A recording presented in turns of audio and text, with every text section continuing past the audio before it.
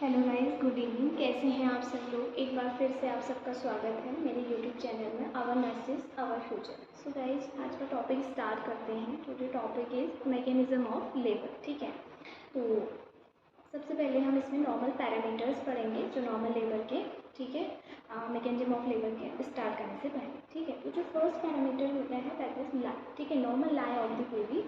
तो इसमें जो नॉर्मल लाई होती है दैट इज लॉन्गिट्यूड। ठीक है, नॉर्मल लाई क्या है बेबी की, लॉन्गिट्यूडनल, जिसमें जो हमारा फीटल स्पाइन होगा वो मैटरनल स्पाइन के क्या होगा, एकदम पैरेलल। ठीक है, तो नॉर्मल लाई क्या होगी हमारा बेबी का, लॉन्गिट्यूडनल। ठीक है, सेकंड वन आता है प्रेजेंटेशन। ठीक है, तो presentation means the presenting part of the fetal body. ठीक है, फीटल बॉडी का जो सबसे पहले पार्ट आ रहा है उसे हम क्या बोलेंगे, प्रेजेंटेशन।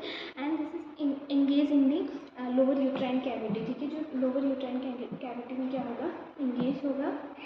तो जो हमारा प्रेजेंटेशन होती है नॉर्मल वो होती है सिफेलिक। ठीक है, ये क्या हो गया हमारा सिफेलिक। ठीक है, देन उसमें प्रेजेंटिंग पार्ट 3 होते हैं, वर्टेक्स, ब्रो एंड फेस। ठीक है, यानी सिफेलिक प्रेजेंटेशन में हमारे 3 प्रेजेंटिंग पार्ट होते हैं। फर्स्ट वन हो गया vertex, second one bro and third one face. ठीक है, नेक्स्ट वन आता है हमारा एटीट्यूड। ठीक है, तो बेबी का जो नेक्स्ट एटीट्यूड होता है वो होता है कंप्लीट फ्लेक्शन। ठीक है, यानी जो पूरे उसके जो जॉइंट्स होंगे वो एकदम क्या होंगे, फ्लेक्स्ड होंगे। एंड जो उसका चिन होगा वो टच करेगा उसके चेस्ट को। ठीक है, तो नॉर्मल एटीट्यूड क्या है इसका, फ्लेक्शन। ठीक है, नेक्स्ट वन आता है पोजीशन। तो पोजीशन जो होती है बेबी की वो नॉर्मली होती है, टोटल हमारी 8 पोजीशन होती है, जिसमें से 2 हमारी कॉमन होती है। उसमें से भी जो मोस्ट कॉमन है वो है हमारी एलओए। ठीक है, आरओए और एलओए 2 होती है, जिसमें से एलओए है लेफ्ट ऑक्सीपिटो एंटीरियर। लेफ्ट यानी लेफ्ट साइड, ऑक्सीपिटो ठीक है एंटीरियर, यानी यहाँ पे जो हमारा ऑक्सीपिट है वो हमारे इलियोप्यूबिक एमिनेंस को क्या कर रहा है, टच कर रहा है। तो नॉर्मल पोजीशन क्या हो गया हमारा बेबी का, एलओए। ठीक है, नेक्स्ट वन आता है हमारी पोजीशन। ठीक है, तो नॉर्मल पोजीशन हमने बता दिया है एलओए। देन उसके बाद आता है डिनोमिनेटर। जो डिनोमिनेटर होता है that is occiput. Denominator means presenting part. ठीक है, जो प्रेजेंटिंग बोनी पार्ट है जो टच कर रहा है हमारे पेल्विक ब्रिम को। ठीक है, तो वो हमारा जो डिनोमिनेटर होगा, नॉर्मल अगर सिफेलिक प्रेजेंटेशन है तो उसमें हमारा डिनोमिनेटर होगा ऑक्सीपिट, जो कि हमारे पेल्विक ब्रिम को क्या कर रहा है, टच कर रहा है। ठीक है, ओके, नेक्स्ट उसके बाद हम स्टार्ट करते हैं मैकेनिज्म ऑफ लेबर। ठीक है, नॉर्मल मैकेनिज्म ऑफ लेबर में सबसे पहले मैं, so what is normal mechanism of labour, it is the various changes are occur in the fetal head that can easily passes through the bony pelvis and come into the maternal outer wall. ठीक है, तो जो हमारा normal mechanism of labour होता है इसमें क्या है कि वेरियस चेंजेस होते हैं किसमें, हमारे फीटल हेड में, जिसकी वजह से वो क्या हो रहा है कि हमारे जो मैटरनल पेल्विस है उसके थ्रू वो इजीली बाहर आ रहा है आउटर वर्ड। ठीक है, यानी फीटल के हेड में चेंजेस हो रहे हैं जिसके थ्रू वो मैटरनल पेल्विस को क्रॉस करके कहाँ आ रहे हैं, आउटर वर्ड। ठीक है, तो इसे हम क्या बोलेंगे, मैकेनिज्म ऑफ लेबर की डेफिनेशन। ठीक है, देन उसके बाद आता है बेसिक प्रिंसिपल। ठीक है, मेनली 2 प्रिंसिपल पे हमारा मैकेनिज्म ऑफ लेबर बेस्ड होता है। फर्स्ट वन है हमारा जैसे कि डिसेंट। ठीक है, तो डिसेंट क्या होता है, एक कंटिन्यूस फिनोमिना होता है। ठीक है, कंटिन्यूसली ये क्या होता है कि एक फिनोमिना होता है जो डिसेंट होता रहेगा। ठीक है, ये हमारा फर्स्ट स्टेज ऑफ लेबर से स्टार्ट होगा एंड डिलीवरी ऑफ बेबी तक ये कंप्लीट हो जाएगा। ठीक है, तो देन उसके बाद सेकेंड वन है resistance by the pelvic floor muscles. ठीक है, यानी जो भी हमारा बेबी का प्रेजेंटिंग पार्ट होगा, ठीक है, वो डिसेंट होगा तो वो हर एक पार्ट जो होगा बेबी का वो क्या होगा, रेजिस्ट किया जाएगा पेल्विक फ्लोर की मसल्स के थ्रू, और वो एडजस्ट करने में हेल्प करेगा बेबी के फीटल पार्ट को। ठीक है, और डिलीवरी में भी क्या करेगा, हेल्प करेगा। ठीक है, तो टोटल इसमें अब हम स्टार्ट करते हैं mechanism of labour. Total 9 cardinal science होते हैं, साइन होते हैं। ठीक है, फर्स्ट वन आता है इसमें इंगेजमेंट। ठीक है, अब इंगेजमेंट क्या होता है, देखो इंगेजमेंट में जो प्रेजेंटिंग पार्ट है वो हमारे लोअर यूट्राइन सेगमेंट में क्या कर रहा है, इंगेज कर रहा है। ठीक है, यानी मैटरनल पेल्विस में इंगेज हो रहा है। तो फर्स्ट वन जो हमारा 2 इलियोपेक्टिनियल लाइन। ठीक है, ये हमारी इलियोपेक्टिनियल लाइन है, जो हमारा सबसे लॉन्गेस्ट डायमीटर होता है किसका, पेल्विस का। ठीक है, उसको हमारा जो फीटल का सजैटल सूजन है वो एक दूसरे के क्या हो जाएंगे, पैरेलल हो जाएंगे। ठीक है, तो इसे हम इंगेजमेंट बोलते हैं, यानी हमारा जो हेड है वो क्या कर रहा है, फीमेल पेल्विस में एंटर कर रहा है। नॉर्मली किसको, ट्रांसवर्स डायमीटर में हमारा सजैटल जो सूचर है बेबी के फीटल स्कल का वो एक दूसरे के क्या हो जा रहे हैं, पैरेलल हो जा रहे हैं। ठीक है, इसमें जो मोस्ट कॉमन क्वेश्चन होती है वो होती है एलओए। ठीक है, यानी लेफ्ट ऑक्सीपिटो एंटीरियर बेबी का ऑक्सीपिट किसको टच करेगा, इलियोप्यूबिक एमिनेक्स को। ठीक है, देन उसके बाद इंगेजमेंट के बाद जो हमारा इसमें जो हमारा नॉर्मली डायमीटर जो इंगेज होता है दैट इज एंटीरियो पोस्टीरियर डायमीटर। ठीक है, फीटल स्कल का जो डायमीटर है वो क्या है, एंटीरियो पोस्टीरियर डायमीटर सब ऑक्सीपिटो फ्रंटल।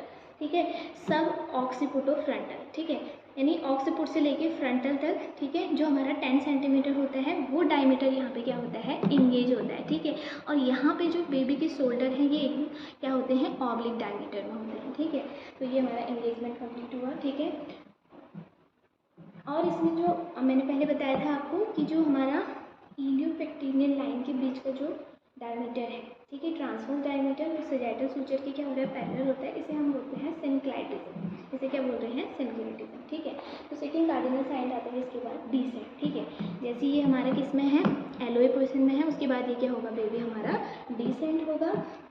डीसेंट किस वजह से हो रहा है, mainly uterine contraction and bearing down efforts by the mother. ठीक है, जो भी यूट्राइन कॉन्ट्रैक्शन हो रहे हैं या मदर के थ्रू जो बेयरिंग डाउन एफर्ट्स लगाए जा रहे हैं उसके थ्रू क्या हो जाएगा, यहाँ पे डीसेंट हो जाएगा। ठीक है, डीसेंट होने के बाद नेक्स्ट आता है इसमें फ्लेक्शन। ठीक है, ठीक है, फ्लेक्शन में क्या होगा देखो, देन फ्लेक्शन में हमारा जो हेड है वो चिन, ठीक है, बेबी का जो चिन है वो चेस्ट को टच करेगा। ठीक है, देन उसके बाद जो बेबी के सारे जॉइंट्स हैं वो कम्प्लीटली क्या हो जाएंगे, फ्लेक्स्ड हो जाएंगे। ठीक है, अब जो हमारा यहाँ पे इंगेजिंग डायमीटर होगा वो होगा हमारा सब ऑक्सीपिटो ब्रिगमेटिक। ठीक है, नीचे जो हमारा डायमीटर होगा वो क्या होगा, सब ऑक्सीपिटो ब्रिगमेटिक। ठीक है, ऑक्सीपिट से लेके ब्रिग्मा तक। ठीक है, जो इसका जो हमारा डायमीटर है वो होगा 9.5 सेंटीमीटर। ठीक है, तो फ्लेक्शन समझ में आया, बेबी के सारे जॉइंट्स क्या हो रहे हैं, फ्लेक्स्ड हो रहे हैं और बेबी का चिन क्या हो रहा है, यहाँ पे टच कर रहा है चेस्ट को। ठीक है, फ्लेक्शन हो गया और जो इंगेजिंग डायमीटर होगा यहाँ पे वो क्या होगा, सब ऑक्सीपिटो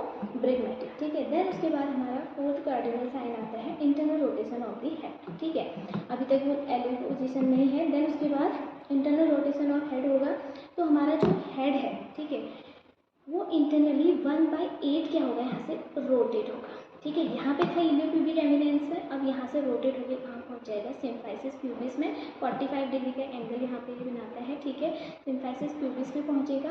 देन उसके बाद इसमें यहाँ पे क्या होता है कि एक ट्विस्ट, जैसे ही रोटेट होगा तो इसके नेक में एक टॉर्सन ऑफ नेक हो जाएगा, यानी नेक में एक ट्विस्ट आ जाएगा। ठीक है, देन ऐसे हम क्या बोलेंगे, internal rotation of the head. ठीक है, ऐसे हो गया। अब देखिए नेक्स्ट क्या है इसमें, देन उसके बाद आता है क्राउनिंग। ठीक है, फिर बेबी क्या होता है, मैंने बताया था पहले कि डिसेंट एक कंटिन्यूस प्रोसेस होती है जो पूरा मैकेनिज्म ऑफ लेबर में सेकेंड स्टेज तक चलती रहेगी, फिर डिसेंट होगा, देन उसके बाद होगा क्राउनिंग।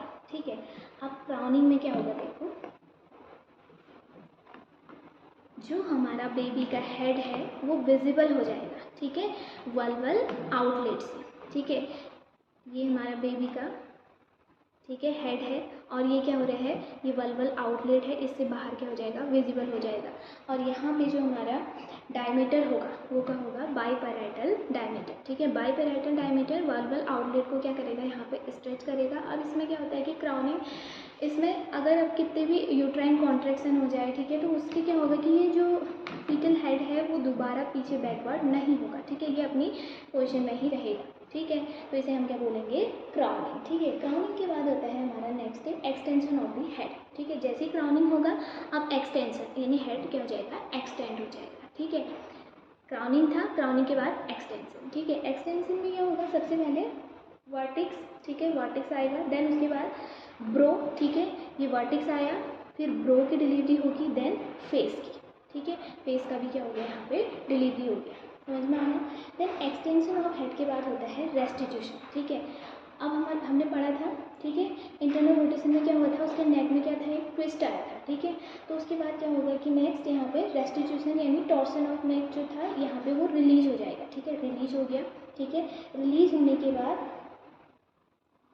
नेक्स्ट आएगा हमारा external rotation of the head. जैसे रिलीज होगा अब हमारा हेड क्या हो जाएगा, एक्सटर्नली रोटेट हो जाएगा एंड शोल्डर हमारे इंटरनल रोटेट हो जाएंगे। ठीक है, इंटरनल रोटेशन ऑफ शोल्डर होगा। देन उसके बाद इंटरनल रोटेशन ऑफ शोल्डर के बाद क्या, internal rotation off shoulder and external rotation of head होगा, ठीक है। देन हमारा अब जो बॉडी है बेबी की वो एक लेटरल फ्लेक्शन में आ जाएगा, ठीक है। लेटरल फ्लेक्शन में आ जाएगा तो सबसे पहले एंटीरियर शोल्डर यहाँ से क्या होगा, स्विप करेगा सिम्फाइसिस प्यूबिस को। देन पोस्टीरियर शोल्डर यहाँ से स्कीप आउट हो जाएगा पेरिनियम से, and in lateral flexion whole body क्या हो जाएगी यहाँ से